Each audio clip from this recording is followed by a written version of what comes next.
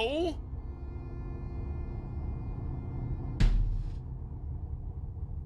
Oh my god! It's Silksong! Oh, you were right! Oh my god! The bottom looks so good, guys. September 4th! That's in like 2 weeks! Hollow Knight Silksong is finally here, and demand is so high, it's crashing storefronts and setting new Steam records. Guys, we're talking 535,213 peak concurrent players for Hollow Knight. Hollow Knight Silksong came out yesterday and has been doing gangbusters the entire last 24 to 48 hours. What's going on here with Hollow Knight Silksong? So then I go over to Steam, and that's messed up. Turns out, it seemed like all these storefronts were getting hit with so much traffic that they couldn't keep up. They said, let it burn. Let it burn. Let it burn. Let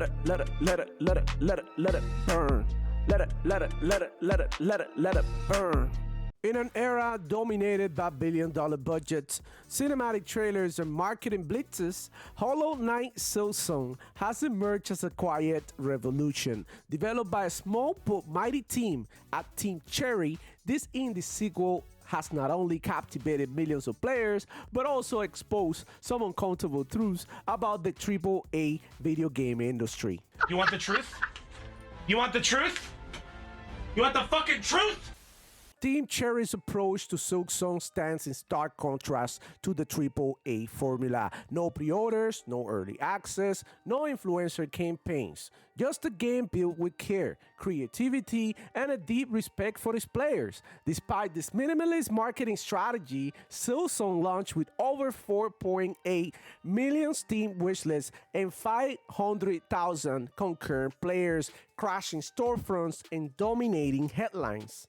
The thing is that AAA games often prioritize visual fidelity and cinematic storytelling, sometimes at the expense of gameplay depth. Silksong, on the other hand, offers a rich, challenging Metroidvania experience that rewards exploration and experimentation. The gamers have praised its intricate level design, fluid combat, and the sheer joy of discovery. It's a reminder that games don't need photorealistic graphics or Hollywood voice actors to be immersive. What they're missing these days is soul. Your soul is mine. But Demo Flow, how was Team Cherry able to achieve such a feat? Why isn't it possible? It's just not. Why not, you stupid bastard? Well, Team Cherry took their time, years in fact, and while fans waited patiently, the studio avoided the toxic crunch culture that plagues many AAA developers, and the result?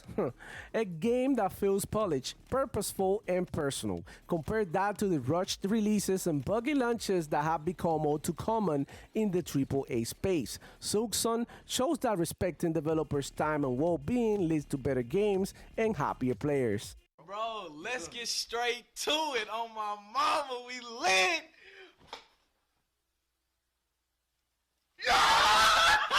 While the AAA titles creep towards $70 and even $100 price tags, Silksong launched at a modest $20, and yet it offers dozens of hours of gameplay, replayability, and a level of polish that rivals and even surpasses many big-budget titles. This pricing model challenges the notion that higher cost equals higher quality. It also raises questions about how AAA publishers justify their pricing, especially when their games ship incomplete or riddled with microtransactions. The wildest thing is that Silksong has influenced release schedules across the industry. No, I'm not kidding. Multiple indie developers delayed their games to avoid competing with its launch. Even AAA publishers are reportedly wary of releasing near Silksong or the upcoming GTA. That an indie title can command this level of respect and caution speaks volumes. Put some respect on my name. It's not just a game. Silksong is a cultural force. You guys, Silksong is a movement. Silksong is a threat to the AAA business model. AAA games are built on predictability, right? Sequels, franchises, and monetization strategies that prioritize shareholder return over artistic innovation. Silksong threatened this model by proving that quality and originality can outperform marketing and scale. It doesn't rely on loot boxes, season passes, or microtransactions. Instead, it offers a complete experience that respects the player's time and intelligence. This challenges the notion that bigger is always better. If players begin to expect Silksong level polish and creativity from all games, AAA publishers may find themselves in a race they're ill-equipped to win, one where creativity and pure gameplay beat spectacle. Hey, knock it off! There's a kid back there! I'm in danger! The fear isn't just about competition, it's about relevance. As indie games like Silksong continue to dominate cultural conversations, the AAA industry risks losing its grips on what defines gaming excellence.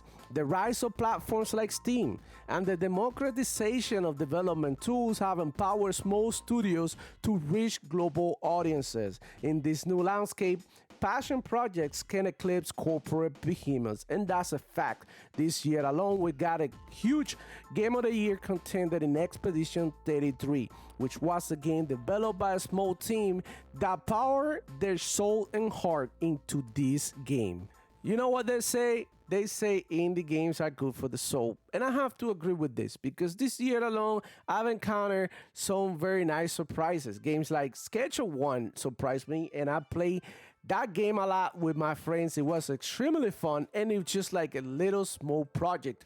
All the games like Void Breaker, developed by only one person, is an amazing shooter with a lot of features that put the biggest studios to shame. And I can't wait to see the face of Geoff Keighley when he has to give the Game of the Year award to an indie developer or AA studio. Because we now have to put Silksong as a big contender of the Game of the Year award. Right there, right next to Expedition 33. Putting all these big studios to shame. And this is why Silksong is so threatening to the video game industry. We already got people, developers, going on Twitter crying, talking about what are we gonna do now that Silksong released with such quality at only $20. I remember back in the day when video games weren't so lucrative. When video games were more about passion, where video games were more about like creativity, about thinking outside the box. Whatever happened to that, guys? I feel like the PlayStation 4, Xbox One generation, last generation, was so much about the graphic and the power narrative that it affected the development of video games. All these companies were so focused about which machine runs the game better, which machine had the better games, that made us believe that gaming was all about graphics and pretty vistas and lighting and illumination. When in reality, what gamers want is a fun game. They want gameplay. Because at the end of the day, we play to press buttons. If we really want to watch a crazy vista or something, we could do that by going outside.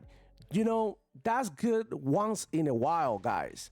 I want to conclude the video by saying Hollow Knight Silksong isn't just a triumph for Team Cherry. It is a wake-up call for the AAA industry, and it proves that small teams with big hearts can outshine corporate giants. It shows that players crave depth, honesty, and artistry more than a spectacle. And it reminds us that the future of gaming may not be found in boardrooms with the suits, but in the quiet corners of passionate creators, gamers. The next time you buy a $70 game, ask yourself this question: does it have the soul of $20 Silksong? Hit the like button. Goal on this video is 1,000 likes. You guys, I'll see you on the next one. It's your boy, Demo Flow, checking out.